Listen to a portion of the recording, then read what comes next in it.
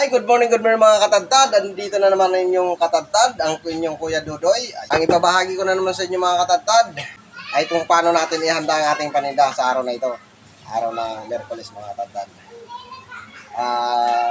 Unang-una sa mga baguhan nating mga subscriber dyan, mga viewers, shoutout muna sa inyo lahat mga katadtad. Welcome na naman pala sa panibago nating vlog mga katadtad. Papakita ko sa inyo ngayon kung paano ako maghanda ng aking baboy na paninda at saka yung mga paninda na rin natin mga pang-display. Tara mga tatad!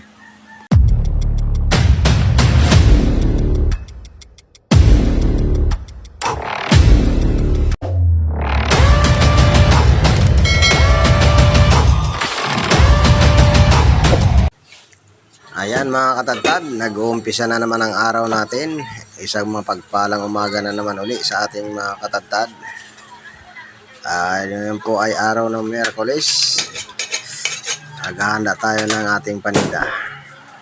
Dito mga katadtad, nag-uumpisa tayo sa kasim. Yung kasim ang ating unang ilalatag. Ayan. Nag-i-slice na tayo ng pan-display.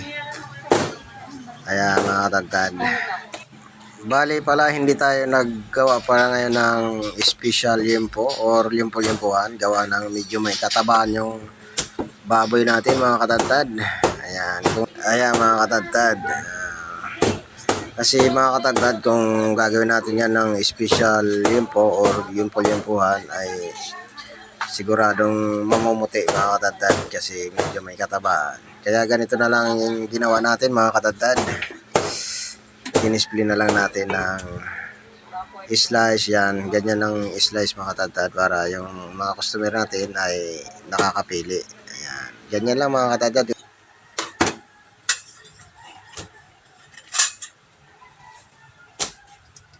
Ayan. Ganyan lang ako mga katadtad mag-slice ng pan-display natin baboy mga katadtad.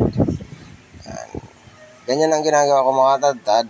Gawa ng para pag namili ang customer, marami silang pagpipilian. Meron silang kung gusto naman medyo may taba, may makukuha silang mga slice na. Yan. Yan. Ayon dyan sa ganyan sa mahinihiwa ko na yan, pwede rin yan pamprito, adobo. Kasi sa lahat naman ho ng luto, masarap po yan kasi yan ay kasim naman. Ayan. Ayan, para sa mga walang idea dyan o bago ka lang magtitindero or mag-chopper, sana may makuha kayo kunting kaalaman dahil dito sa video na ito. Ayan. Para ho sa inyo ito. Kung nagustuhan nyo ang video ito ay paki-like naman at subscribe para sa ating mga katadtad natin dyan. Ito naman ay ibinibahagi ko lang sa inyo ang aking konting karanasan sa pagtitinda ng baboy. Ayan. Dito pala ang pigi. Ayan. Yung pigi kung nakikita nyo ay pinuna ko muna yung dulo. Ayan. Pwede kasi natin isabay yan sa kasim. Ayan. Kasi yung part na yan na dulo ay may taba rin. Hindi na siya talaga yung katulad ng kabilugan talaga ay yan naman ay may part ng may taba. Kaya pwede rin yun isabay sa kasim. Display yan. Katulad yan, nakalatag na tayo ng kasim. Susunod naman natin dito ay ribs. Mga katadtad. Ayan, yung buto-buto. Ayan. Bali ganyan din lang ako slice ng pang-display. Ayan, ganyan lang. Ayan.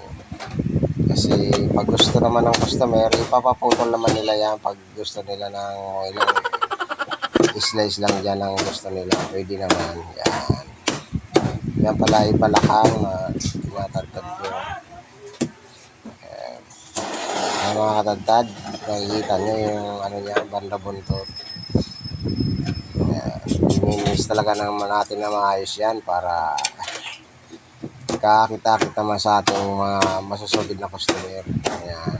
Masarap po yan pang sigang o kalderita, kare-kare, yan. Masarap po yan na bandang buntot mga katadtad.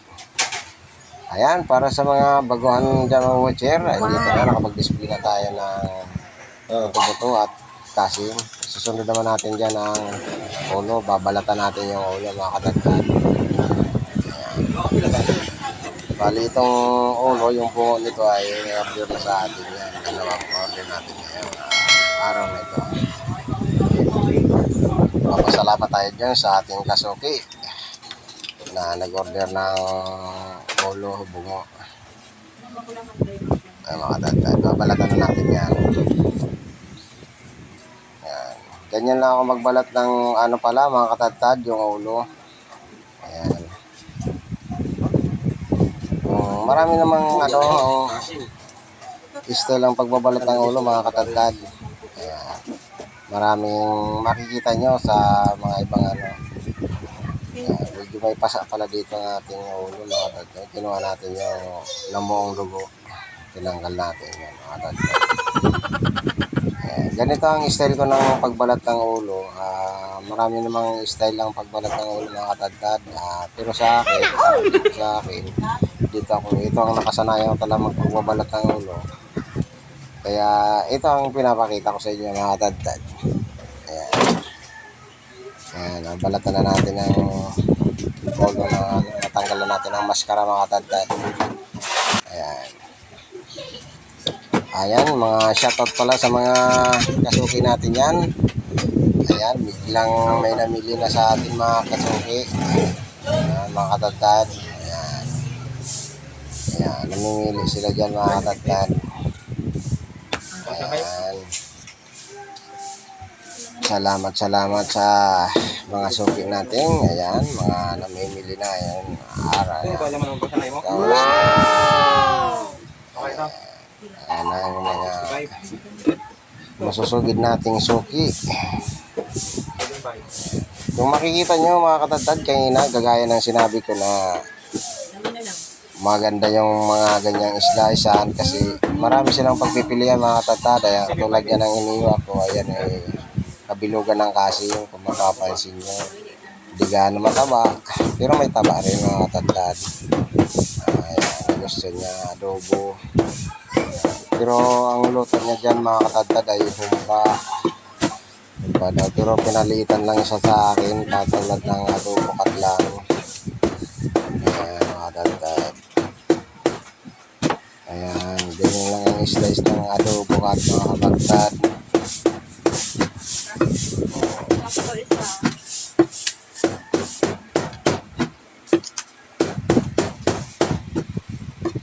Ayan, kung makikita nyo mga katagtad, talaga namang napalaban na naman tayo sa chap-chapan. Ayan. Mga katagtad, please subscribe pala sa ating YouTube channel, Katadtad TV. Ayan, para sa mga baguhan dyan. At sa mga katindero natin, shout out lahat sa inyo, mga katadtad, mga katindero, mga kabutcher. Ayan mga katadtad, ay nag-request siya ng panggiling dito. Kaya ganito ang gagawin natin mga katadtad para malinis na malinis yung maiiwan sa atin. Yan. Ano lang tayo dyan. Trim lang tayo dyan ng pigi kasi panggiling naman ang gusto niya. Maraming diskarte ang pwedeng gawin sa panindang baboy mga katagtad. Pwede na! Ayan, ayon sa nakikita nyo yan ang diskarte ko sa pagtitinda ng baboy mga katagtad. Naway may na kuha kayong kaalaman dito sa video kong ito mga katagtad tungkol sa pagtitinda ng baboy. Dito naman mga katagtad ay nagdidisplay na tayo ng manok. Ayan, tatapos na natin maghiwa ng mga pinamili ng naunang customer. Ayan mga katagtad, ganyan lang din ako hiwa ng pandisplay na manok. Kung makikita nyo ay inuuna natin tanggalin ang liig sa takpak, picture, Ayan, dito naman mga katadtad ay mag-i-slice na tayo ng ating liempo. Ayan. Dito mga katadtad ay makikita nyo naman kung paano ako mag-i-slice ng ating pan-display liempo. Ayan. Ganyan lang. Huwag masyadong mabilisan. Ganyan. Para masundan nyo ay talagang hindi ko binilisan ng pag-slice natin ng liempo mga katadtad. Ayan, para sa mga buluhan dyan, sana may nakuha kayong kunting kaalaman sa pag-i-slice ng liempo. Ang pag-i-slice naman ng liempo mga katadtad ay hindi nadadaan sa bilis. Ganyan lang dapat kasi ang ating inaano dyan ay para maging magandang slice natin ng liempo. Kasi ang liempo mga katadtad ay talagang binubusisi ng mga customer yan kung ano ang hiwa, kung may ano-ano, kunting parang ay gutay-gutay, talagang ayaw na ng mga customer pag mga ganyan. Kaya kailangan ang slice natin ng liempo ay talaga namang magugustuhan nila. Ayan. Ganyan lang ako maghiwa mga katadtad ng liempo. Ayan. Yan ang hiwa ko ng aking pantindang liempo mga katadtad. Ayan. Sundan nyo lang ito hanggang dulo mga katadtad. Ang aking ibabahaging video na ito ay tungkol sa pag-display, paghahanda ng paninda natin. Ayan. Salamat sa panonood. At andyan na nga mga katadtad, isa-isa na natin sinasabit yung ating liempo. Ayan, makikita nyo naman mga katadtad, talagang napakaganda ng slice ng liempo. Ayan, akalain mo pang panagaang in-slice dyan mga katadtad. Ayan ay marami nga nagtatanong na ating mga kasuki. Paano daw natin ini-slice ang ganyan na wala naman tayong machine na pang-slice. Ayan. Salamat sa ating palang mga kasuki. Ayan na, nakapag-display na po tayo dito mga kasuki, mga katadtadan, mga katindero. Ayan. Ganyan ako mag-display ng mga paninda natin mga katadtad. Ayan. Kompleto tayo dito mga katadtad. Ayan ang tilapia live, and then bangos. Ayan, manok. Meron pa tayong liempo. Ayan, liempo, pork chop. Ayan. Ayan, maskara, longganisa, then pata. Ayan, patang putol. And then ang liempo natin mga katadtad. Ayan. Ayan naman ang kasim natin. Naka-slice. Naka-display sa baba. Ayan. Ayan ang pigi pa nakasabit. Ayan mga katadtad. Ay napag-display na tayo at pag-aantay naman tayo ng customer mga katadtad. Ayan, nagmamadali na nagkakabilihan na naman dito mga katadtad. Ayan.